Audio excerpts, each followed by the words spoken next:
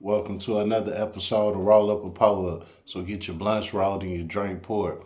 All right, now look. So I'm gonna tell y'all about one of the homies, you know, that I grew up with. One of my homies from back in the day.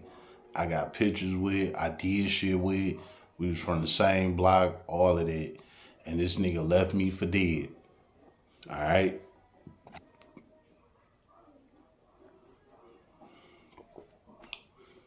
So this how this went, right? This is my homie Smooth. I done told y'all about him a couple of times. I told you he was my wingman. I was his wingman.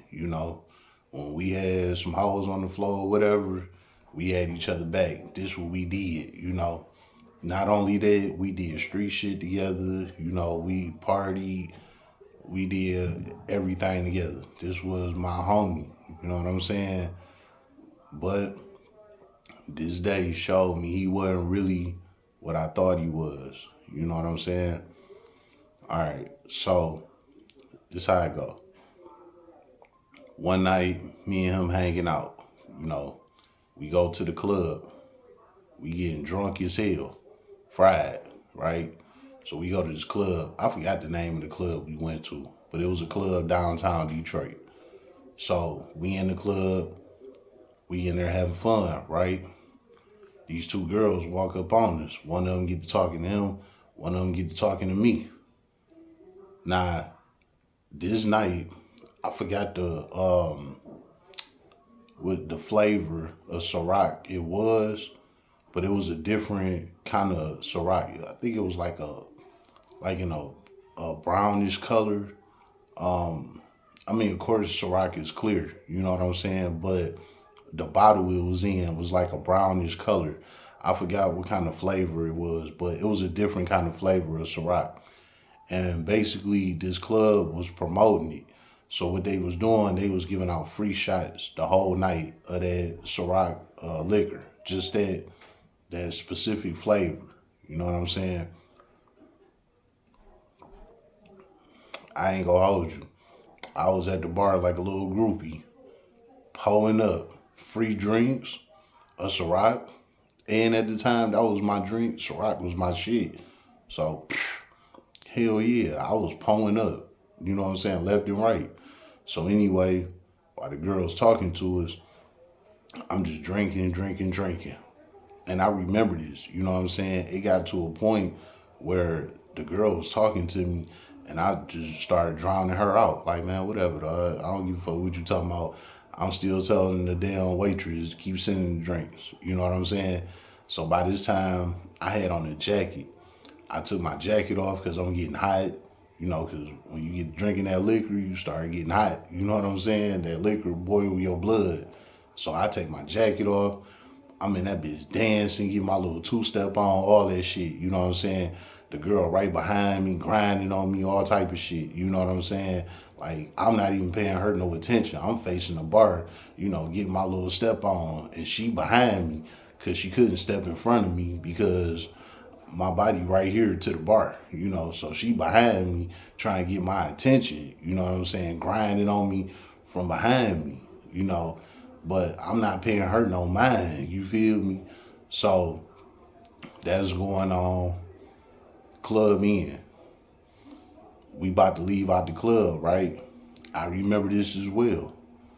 While we walking out the club had some stairs that we had to walk up. It was like three, rounding staircases going up to get to the club.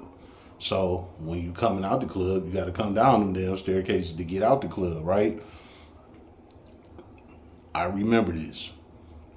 When I came out, I slipped on one of the steps, fell down the damn stairs.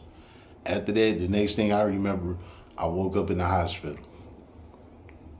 I got big ass band-aid across my face. Like I couldn't see shit out my eye. You know, I was fucked up. Skin all scratched up, all type of shit. I didn't know what the fuck happened. I just woke up on the hospital bed. Like, what the fuck? I'm looking around, right? My baby mama's sitting there. I'm like, what the fuck happened? I remember I left the club. But why the fuck am I laying on this damn hospital bed? My baby mama was so dramatic. She's sitting there with tears in her eyes and shit. I'm like, what the fuck happened? I'm thinking something bad that happened to me. You know what I'm saying? She like, your boy Smooth, he a snake and he left you. I'm like, what you talking about? She like, you went to the club with him. I'm like, yeah. She like, he left you there. I'm like, what? You know, what you mean? Tell the story. So she said basically when I fell down the stairs, she said that Smooth left me right after that. I was like, fuck that nigga type shit. You know what I'm saying? Like, left me after I fell down the fucking stairs. You know what I'm saying? And I was drunk and passed out. So I don't know if he did leave me or not. But this is my baby mama saying. So she saying when I fell down the stairs, she said the security guards picked me up. And it was an alley right next to the club. She said they picked me up and threw me in the alley. When they threw me in the alley, somebody had to call the ambulance. And that's when the ambulance came and got me and took me to the hospital. And of course they called her because she was the closest thing to me. You know what I'm saying? That's how that shit happened. So she told me, you know, she was like, your boy left you. You know what I'm saying? And he left you for dead. You need to cut him off, right? I'm like, all right, I'm going to go deal with that. So when I got out the hospital, mind you, I got this big ass, like, big Band-Aid type thing across my face. Like, I thought my eye came out or something. You know what I'm saying? I couldn't see out my eye, nothing. It was crazy, man. So I went to go meet up with him. I didn't talk to him over the phone about it. I didn't text him, none of that. I'm like, I'm about to come pull up on you. He like, all right, cool. So I came pull up on him. I'm like, man, what the fuck happened? You know what I'm saying? Of course, he had a whole nother story. He said that I told him that the girl that I was talking to, he said that I told him to let me be. I'm cool. I'm gonna leave with girl. I'm gonna go home with girl and I'll catch you tomorrow. He said that's what I told him. I know me. I don't never say no shit like that. I ain't never just went home with a girl I met at the bar. You know what I'm saying? I ain't never came like that. And even so, you my mans. You not supposed to let me go out like that, no way. You know what I'm saying? I'm not gonna let you go out like that. And I know you drunk as hell and you just met this girl in the club. I'm not about to let you go out like that. Because if something happened, I can't have that on my conscience, you know. But everybody different. Everybody feel how they feel. Everybody do what they do. You know what I'm saying? We talked about the shit. I'm side-eyeing them the whole time. Like, all right, I'm watching you. You know what I'm saying? Because I can't account for it because I was knocked out. So I really don't know what happened. All I know is my baby mama is on his ass. You know what I'm saying?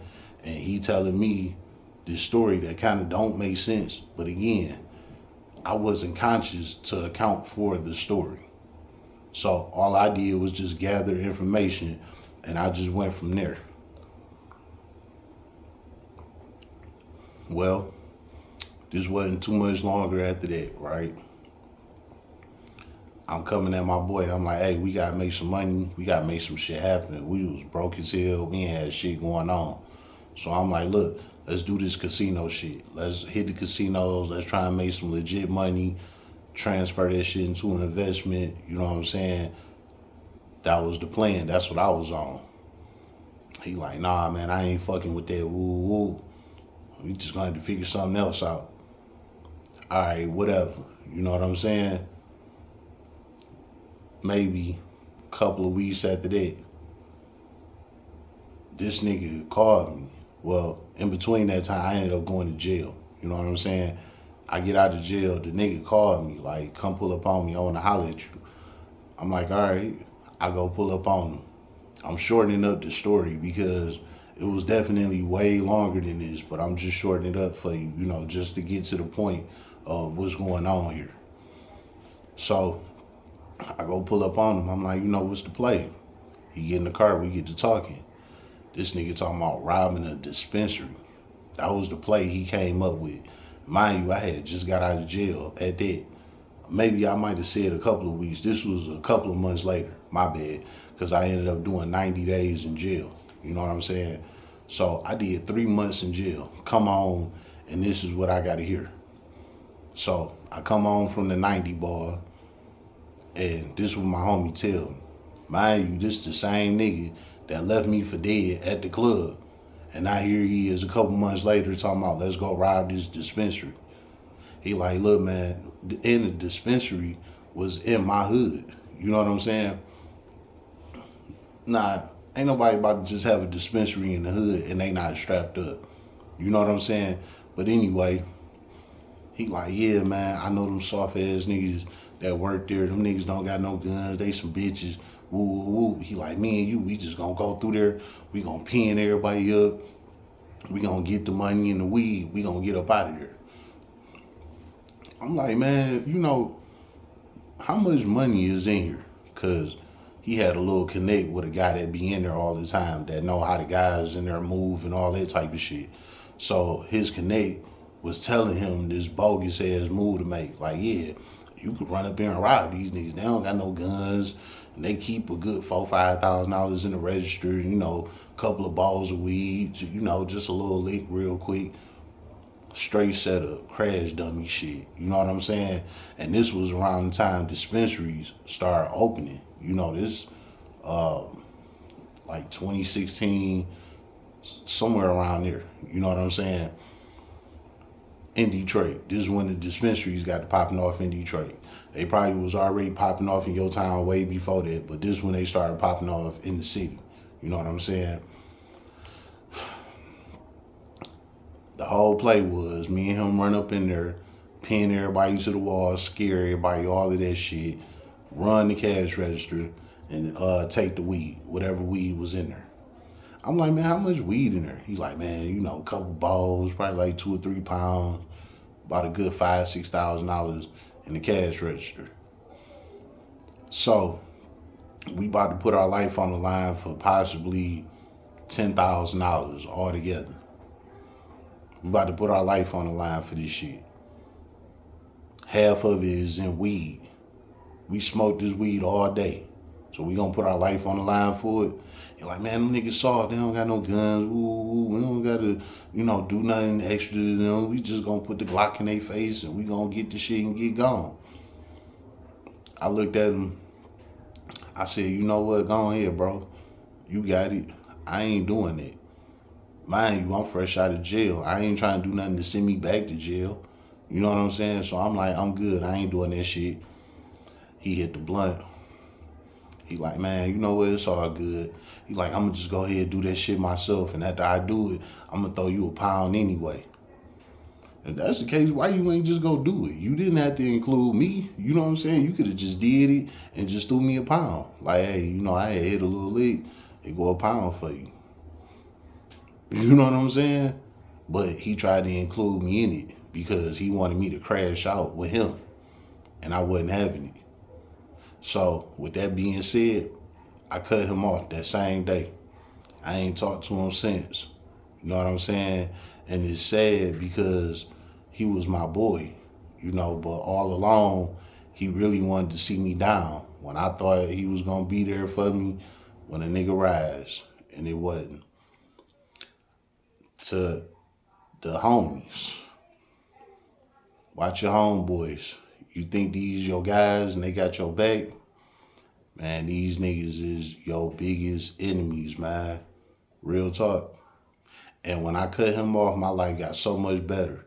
It was like God was holding me up from blessings because I wouldn't let this guy go. But it literally took for him to play in my face back to back, from the club scene to me and him sitting in the car blowing the blunt, talking about robbing a fucking dispensary after I just got out of jail. God working mysterious ways, man. You know what I'm saying? But I'm glad that I did end that, you know, friendship with him because it wasn't going nowhere but downhill. And he showed me that a snake only shed his skin to become a bigger snake. So be careful with who you call your friends, because a lot of times they not who they say they is. It's been another episode of Roll Up a Poet. So get your blunts rolled and your drink poured.